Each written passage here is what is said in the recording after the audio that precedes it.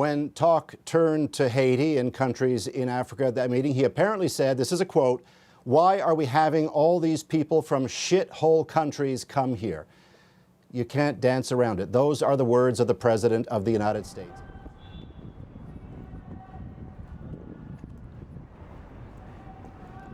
The story of Africa is not just a single story. How can there be just one story of Africa when there are so many unique countries that have its own unique history, and there's different beauty and there's different cultures in each country? So I want to explore that. I want to explore the dangers of telling a single story. And after I explore that, I want to tell my own story, our own story. Welcome to Bad Africa.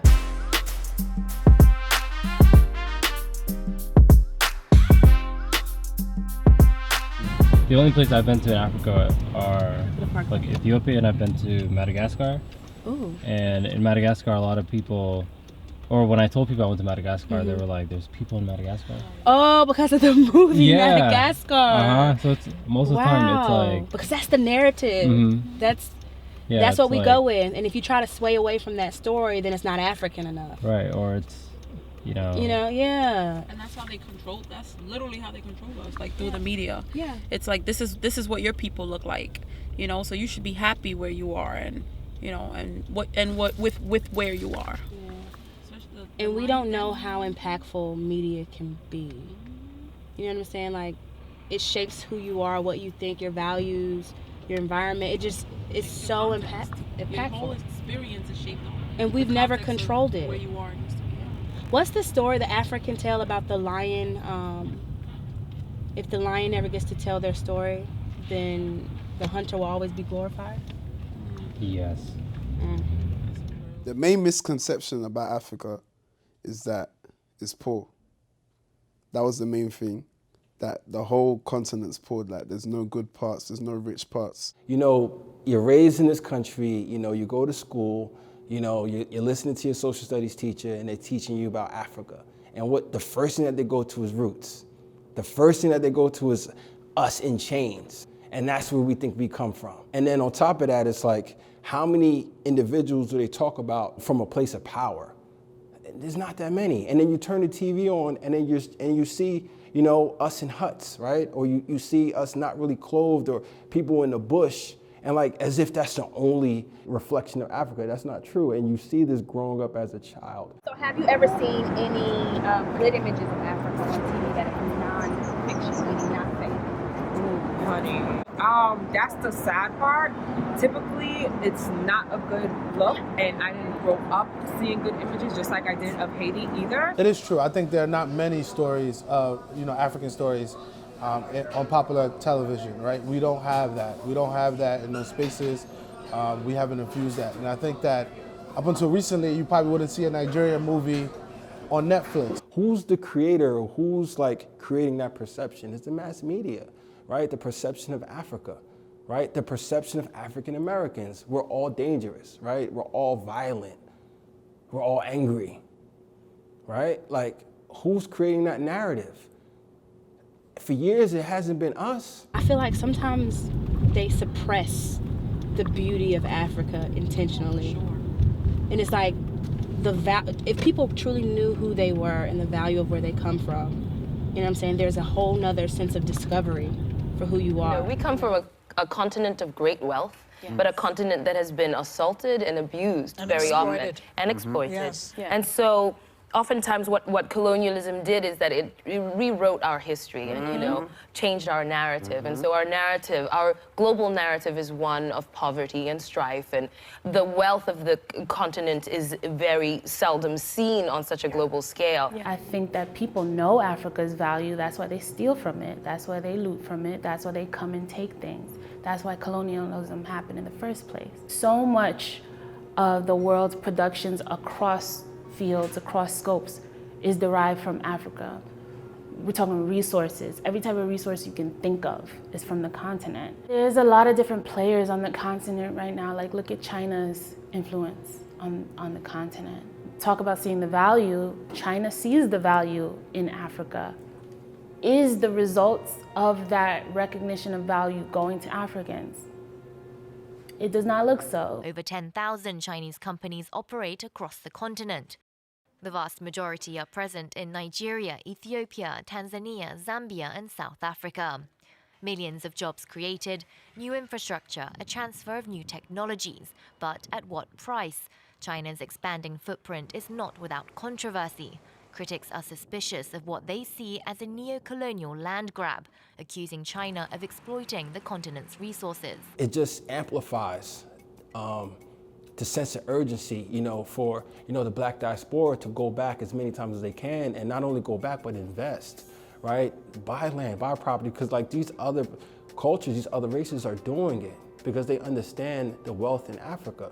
And they understand Africa is it. I think it's a pivotal time. I think this has been someone said this is one of the biggest migrations of the diaspora to the continent. From January 2019 to September 2019, the numbers show that they issued 750,000 visas. We have dubbed this year the Year of Return to commemorate the 400th anniversary of the arrival of the first 20 West African slaves. We intend to use the symbolism of this Year of Return to bring together Africans, persons of African descent, and all well-wishers and lovers of freedom to strengthen the commitment to ensuring that blots in our history, such as the transatlantic slave trade and slavery, never reoccur. I want to give a big shout out to the President of Ghana, Nana Akufo-Addo, for recognizing the importance of involving the diaspora in the development of the continent. Once we have pride in ourselves and we can build up our continent, black people around the world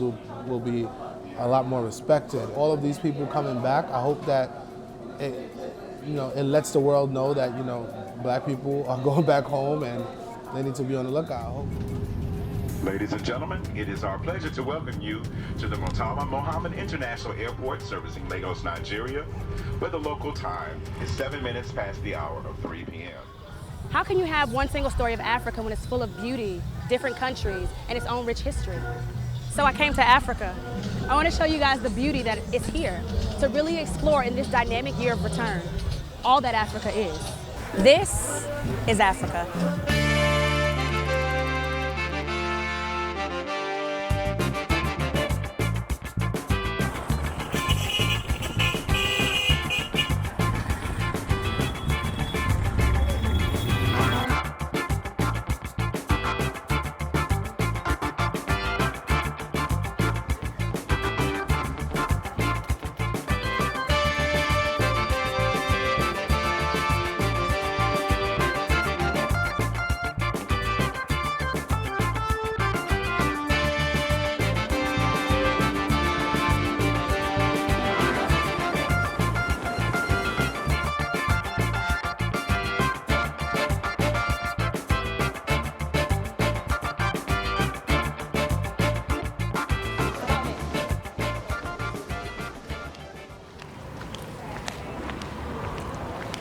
So I wanted to get with a couple of influencers who are helping to expand the narrative of Africa on the continent and beyond. And so I had to come out. I just really feel like it's important that we are the people who tell our own stories, and it takes a lot of courage to do that. People aren't necessarily seeking out these stories, but I wanted to get with the influencers to really just go through how they made such an impact for the culture. My full name is Chinasoku Amarachuku Woru. I am a co-founder of PVO Global. I remember initially telling my boys PVO, Positive Vibes Only, that's gonna be the brand we push, but the name of the company is gonna be PVO Global because I wanna take this around the world. So I always knew. And then on top of that, 3 out of the 4 of us are Nigerian. I just remembered our affiliation with Africa, and I'm like, okay, that's where we're gonna do it first. And on top of that, a lot of their friends were so global, in addition to my friends, but I'm like, they have boys in London, they have boys in Nigeria, we have boys in Ghana, so I was like, this is gonna be easy. And all our boys are doing big things in their various cities. So Africa was the first continent that I knew I wanted to take PVO to, and Nigeria specifically was the first country. My name is Abdul Karim Abdullah, and I'm the CEO of Afrochella. Afrochella started December 29th, 2017. And what we wanted to do was kind of create a feeling in people's mind, putting an image in the minds of individuals about what is possible for us in Africa. If you know you're from this land, this great land, the land with so much light, the land that took so many people this year, the land that gave out over 750,000 visas, Ghana makes some noise. I said Ghana makes some noise! Our festival is very different from a music festival because we don't focus solely on music. In our minds, the food, the fashion, the music, and the art are just as important.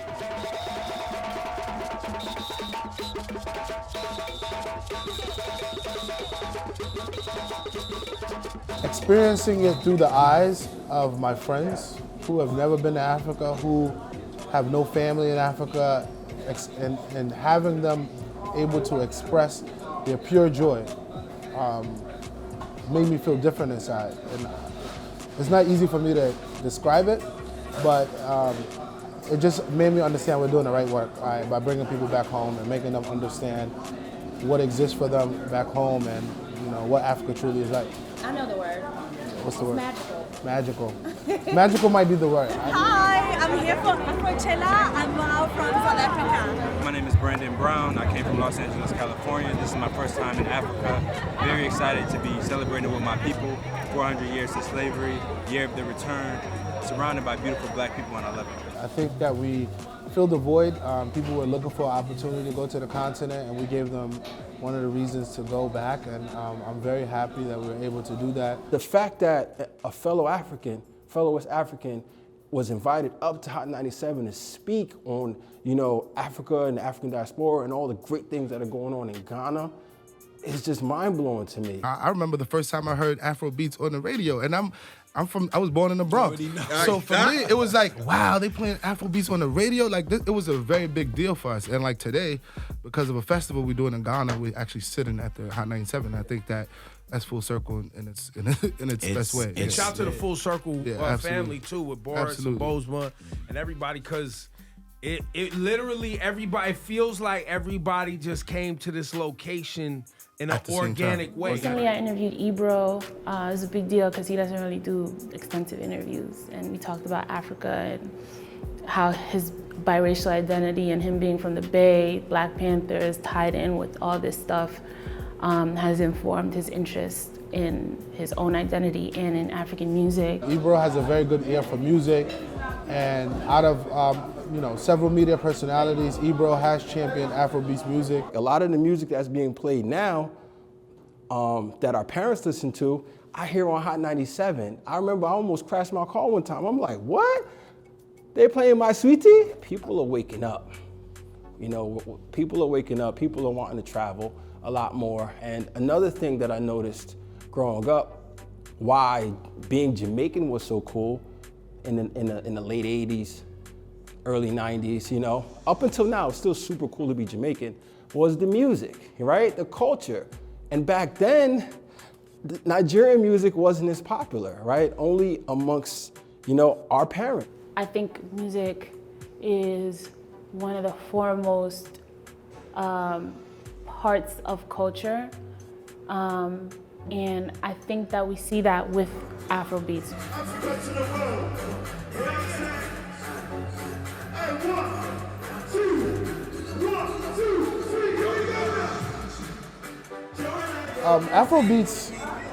Afrobeats music, or Afro sound, like the sound of African music. Honestly, if anyone takes the time to listen to it, the vibrations are gonna move you, right? You may not understand the language, but your body is automatically going to move. Afrobeats has been a huge catalyst in all the people of the diaspora visiting the continent. All right, finish the sentence with me. Okay. If I tell you, say I. Oh my gosh, love you. What else? What else? That's all you get. Oh, that's all you get. Okay, that is my song though. What about this one? Joanna. Joanna. I'm receiving videos of kids vibes into Joanna. And that's actually a seed that's planted in their head. Do you get what I'm saying? From early.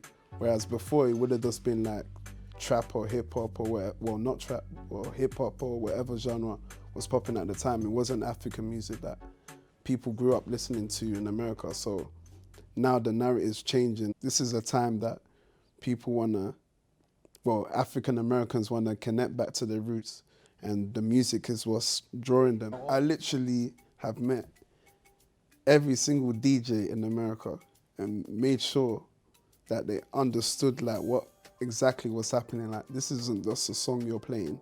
This is an entire movement that you're pushing, and you're opening doors for other people, not just me. The music has changed the perception because now it's being accepted commercially, whereas before it was more seen as the underground sound. The genre is being co-signed by major artists, major celebrities like Beyonce, Drake, Rihanna, you name it.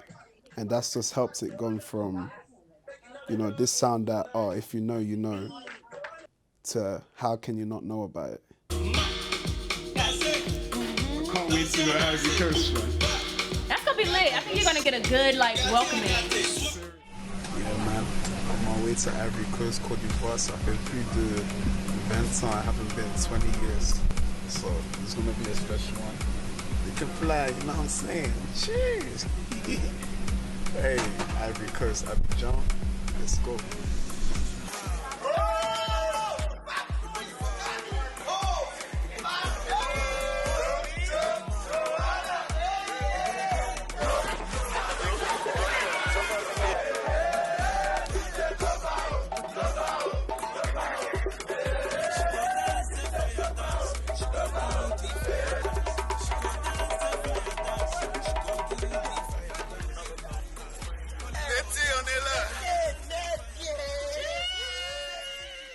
So how has being African influenced who you are and your music? Well, being African, that's me. That's what I live and breathe. I was just born into it. So the music that I grew up listening to, what I eat, who I'm around, yeah, everything about Africa is what I'm on. What Africa means to me, I think that Africa is the center of life in every form, in every shape, in every realm, in every capacity. Africa means home. Africa means patience. Africa means love. I just feel a sense of wealth that you cannot monetize, a sense of wealth that you can't count. I'm African, and the thing is, the people that put us down, they know that, and that's why they try to, beat us down, because they know how powerful we are. Like, this melanin is worth more than money. I'm personally half Nigerian, half African American, so I've seen both sides, and I think that people really needed an invitation. Like, we didn't know that we were welcome to come and visit. And so, for me, I feel comfortable here, but when my guests came, they really felt like they were embraced and they were included and they were welcomed, and that's amazing. Just to be here, to feel like you're of here, and then also have the opportunity to go to all the historical sites and see what they put our ancestors through, and to understand where we come from and how strong we are. The year of return. I think it has brought a lot of people back to the motherland, to their roots, and they've enjoyed themselves. Yeah. Why is it important that they align themselves with their roots? Because you don't know where you are going until you know where you're from. There's poverty everywhere, in every country, even in the States. So you can't just go, select a certain, place and then make a documentary that Africa is poor. Africa is never poor. You can see for yourself. Look at the airports. When you watch these foreign channels, that's all you get. You don't get to see the beauty of Africa. Come to Africa. It's beautiful. And Africa's story, of course, had been told by European writers. Yes, a whole tradition of storytelling was created simply to tell the story of Africa.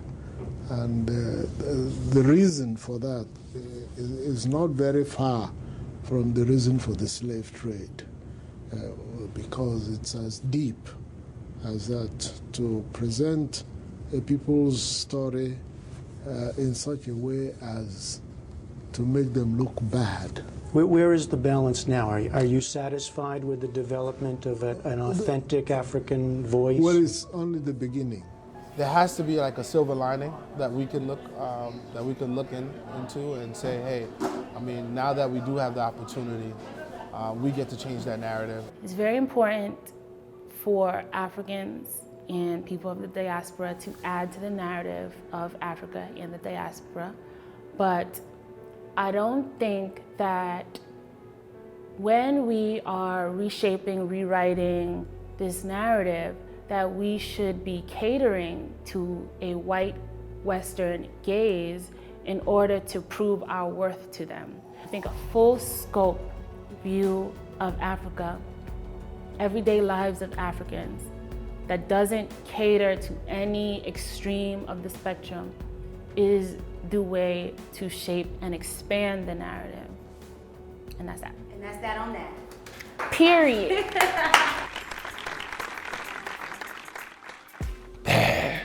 Like Michael Jackson bad, or like she's so bad that like you know what I'm saying? Like it depends on how you phrase it, because bad can mean good. It's all about context. You know, what context are we using the word bad? Bad reimagined. Means good.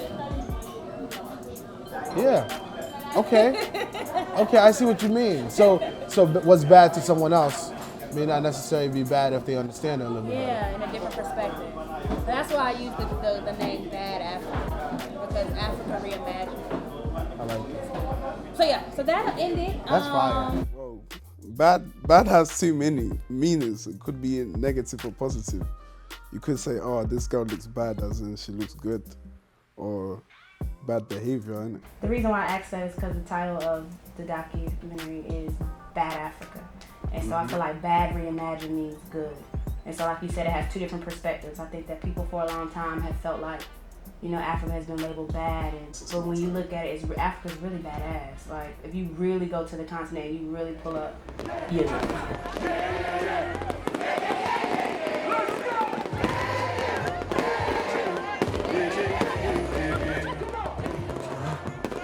Yeah, you can't call the baddest continent bad, innit? This is Africa.